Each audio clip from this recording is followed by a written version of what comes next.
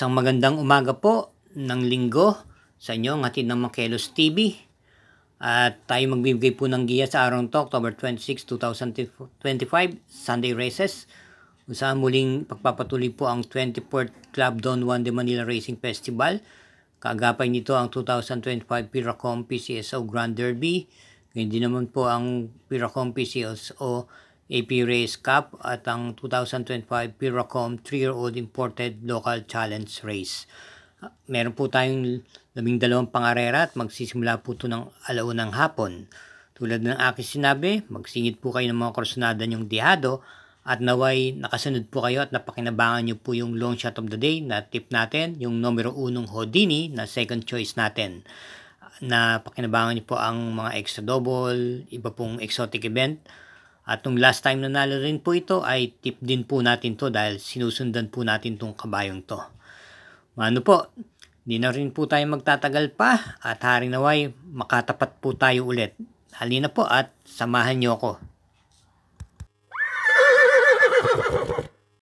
Karera numero 1. Ito po ang Pubcor Golden Girls Stakes Race. May distansyang 1,600 meters.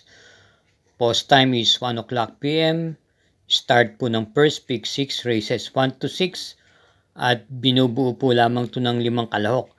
Bilang pampremera po natin dito at sisingilin na po natin yung numero 1 Sherbet Fountain na muling rendan po ni M.A. Alvarez. Pinakahuling takbong to, na tersera lang po yata to. Pero kung titignan natin, halos tinalo niya na po ito nung mga unang buwan pa lang ng taon na to. Itong mga kalaban niya rito, maliban lang si Romantic Story. Gayunpaman, single lang po tayo sa karera numero 1, yung numero 1 Sherbet Fountain. Karera numero 2, start po ng first winner take all, races 2 to 8, distance 1,800 meters. At meron po tayong 14 na kalahok dito, full gate. At merong 3 coupled entries, numero 1, numero 3 at numero 7. Ito po ang 2025 Piracom PCSO Grand Derby. Ating pong piling pampremera rito yung kalahok numero 5 Midnight Bell na alam natin ito ay kagaling lang sa panalo sa isang stakes race at muling rendan po ni JB Hernandez. Maganda po ang kanyang post position, nasa bandang gitna. Makaalis lang po itong mga kwarto o quinto pwesto. Napakalaki po muli ng tsansang manalo nito. Bilang panigunda po natin dito yung nagbabalik pistang numero 7 coupled entries High Octane Transform. High Octane may taglay pong tuling na pwede pong i-pacing, samantalang si Transform na papatubayan po ni JT Sarate ay lehitimong rematista. Kung yung natatandaan, ito ay nanalo po din ng dihado noon at halos yung iba rito ay kanya na rin pong nakalaban. Nasa kondisyon lang pong to, baka magbigay po ng magandang laban to, lalo na pagdating sa diretsahan. Bilang panersera naman natin yung numero 11 Circus Crowd na maganda rin po ang kanyang ikinilos ng mga nakahuling takbo niya. Ito po ay dumating po ito ng segundo pwesto sa stakes race na pinalunan po ni Midnight Bell. M.A. Alvarez po ang rerenda. Kaya para rito sa karera numero 2, pampremera, numero 5 Midnight Bell, panigundo yung coupled entries, numero 7 High Octane Transform at panersera yung numero 11 Circus Crowd. Karera numero 3, start po ng first pick 5, races 3 to 7, distance 1,400 meters. Ito po ang PCSO Juvenile Colts and Fillies Stakes Race. At meron po tayo ditong 6 entries. Ating pong pampremera rito yung nanalo po nung nakaraan sa isang stakes race, yung numero 1 Hoover Dam. Ito po ay papanubayan po ni JD Flores. May taglay tuling po to. At napakaganda po ng pagkakapanalo niya nung huling takbo niya sa isang stakes race nitong nakaraang linggo. Bilang panigunda naman po natin dito yung numero 4 Song of Love na si M.A. Alvarez po ang rerenda at isa pong imported horse ito. Kaya para rito sa karera numero 3, Pamprimera, yung numero 1 Hoover Dam, panigundo yung numero 4 Song of Love. Karera numero 4, start po ng second pick 6, races 4 to 9, distance 1,600 meters. Ito po ang 2025 Piracom PCSO AP Reyes Calf 3-year-old imported and local challenge 1. At binubuo po ito ng 6 entries, isang coupled yung numero 1. Bilang pamprimera po natin dito yung numero 4 Morally na muli pong rerenda ni M.A. Alvarez. At ito'y press pa po sa kanyang pagkakapanalo sa isang stakes race na ginanap nung mga nakaraan linggo. At alam naman natin na ito po'y wala pa rin pong talo. At sa aking palagay, ito po'y patuloy pa rin po sa pag-umento base sa kanyang ginawang tiyempo nung nakaraan, ay pa-umento pa po ito. Bilang panigundo pa noon natin dito yung numero 6, Resonant, na rerendahan po ni JT Zarate. Maganda naman po rin ang kanyang pagkakapanalo sa kanyang huling takbo. At parehas lang ho ng tiyempo ang kanilang halos na itala ni Morally. Kaya para rito sa karera numero 4, pamprimera po natin yung numero 4 Morally at panigundo yung numero 6 Resonant.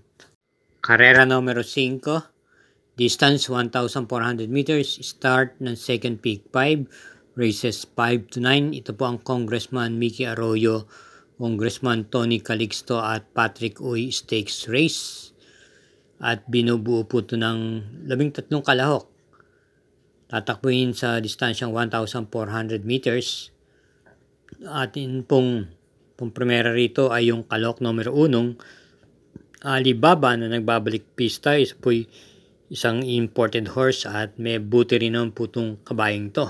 Kung inyong babalikan yung mga kung nagdaan mga takbo niya, mga last year o unang buwan ng 2025. At bilang panigunda po natin dito yung numero 4 Lansing Gray na rerenda naman po ni JT Pabilik. May taglay naman po tuling yung kabayang to.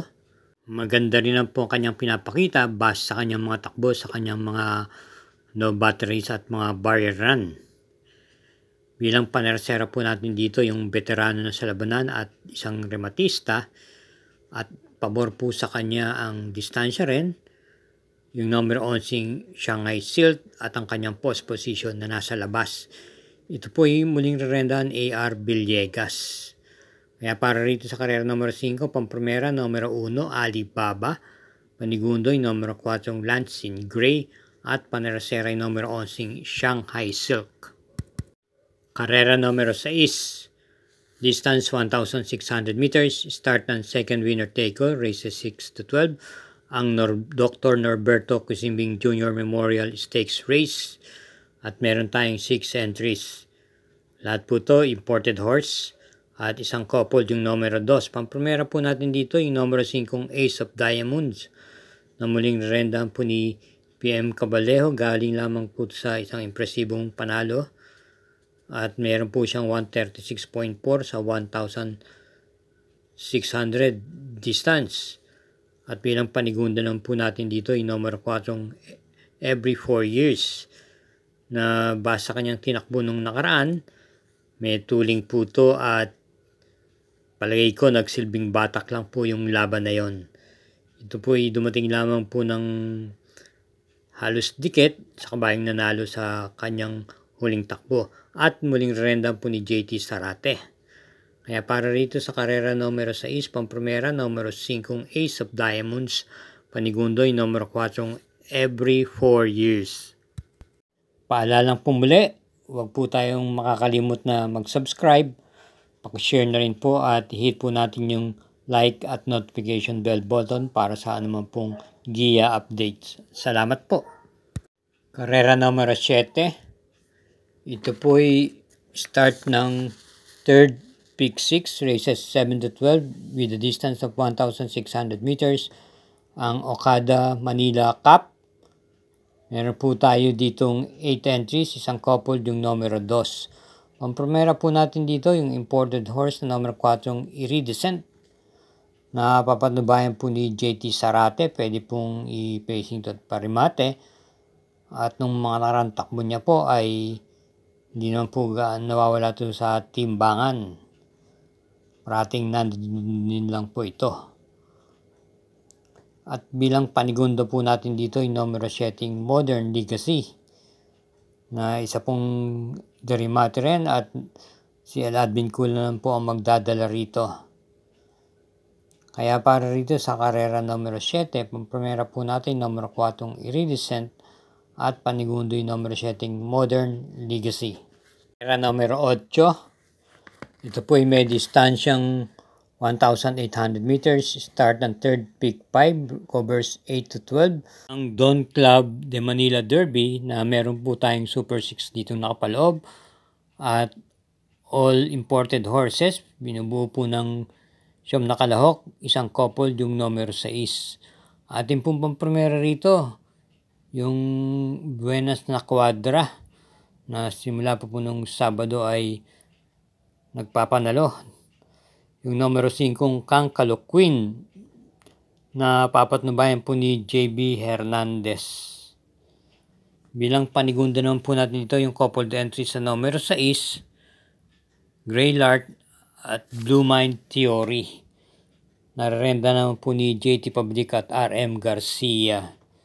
Kaya sa muli po, para sa karera numero 8, pampremera yung numero 5 Kankalo Queen. Panigunda yung coupled entries sa numero 6 Graylark, Blue Mind Theory. Karera numero 9, start po ng pick 4, races 9 to 12, distance 1,600 meters. Ang Andox Doki Bob Stakes Race. At binubuo po ito ng 8 entries, isang couple yung numero 2. Pampremera po natin dito yung veterano na po sa laban, yung numero 5 Top Grocer. Ito po yung may taglay na rimate. At si JB Hernandez po ang rerenda, yung nakarang takbo niya na kwarto pwesto lamang po siya. Bilang panigundo naman po natin dito yung isa pa rin imported horse number 7 Calendar Girl. May taglay pong tuling at matapang din to pag nasa unahan. Papatnubayan niya naman po siya ni JD Huco. At bilang panersera po natin dito yung couple entries numero 2, player Andre Amiable Maxine. Kaya para rito sa karera 9, pampremera numero 5 Top Grocer, panigundo yung numero 7 Calendar Girl, at panersera yung couple entries numero 2, player Andre Amiable Maxine. Karera numero 10, distance 1,600 meters.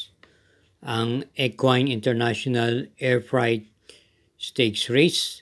Meron po tayo ditong 7 entries imported horse.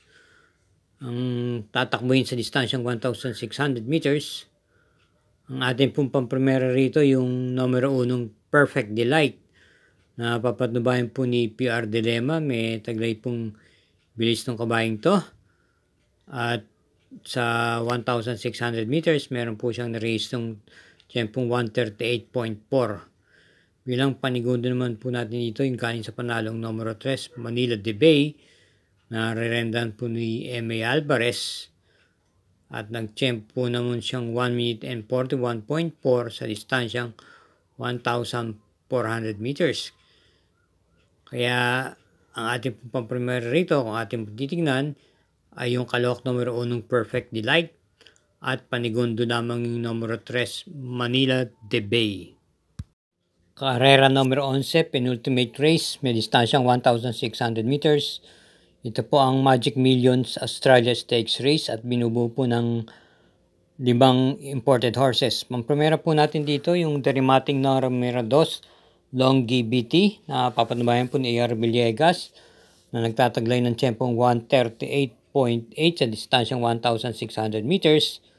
At bilang panigunda po natin dito yung numero 3 Hole in One na si PM Caballero naman po ang magrerenda at may tiyempo siyang 140.6. Kumbaga iisa lang po ang kwadra nitong dalawang to. Pero sa ulitin po, pampremera po natin sa karera numero 11, yung numero 2, longevity, at panigunda lang yung numero 3, hole in 1. Karera numero 12, last daily double, paratingan po ng second winner take all, third pick 5, third pick 6, at pick 4. At meron po tayong super 6 dito. Distansya 1,400 meters. Ito po ang High Gain Feeds, Sipokot Boys Stables, and Club Don Juan de Manila Stakes Race. Meron po tayong 12 entries. Ang ating pong pampremera rito yung numero 2, Streisand. Nagamay po ni J.L. Sego Jr. May angkin tuling at pwede pong i-pacing. At bilang panigunda naman po natin dito, yung numero 3, Rule the World, narendan po ni J.B. Hernandez. Para naman panersera, isama po natin yung numero 9, Barek na rendan po ni J.T. Sarate. Taglay din ang pong bilis ng kabayong to. Kaya para rito sa karera numero 12, pampremera yung numero 2, Streisand. Panigundo yung numero 3, Rule the World. At panersera yung numero 9, Barek na. Muli po, natapos na naman po ang ating isang linggong pagbibigay ng giya at hari naway muli pong matapat po. Ingat po at hinay-hinay lang po sa ating paglilibang. Thank you again for watching and good luck.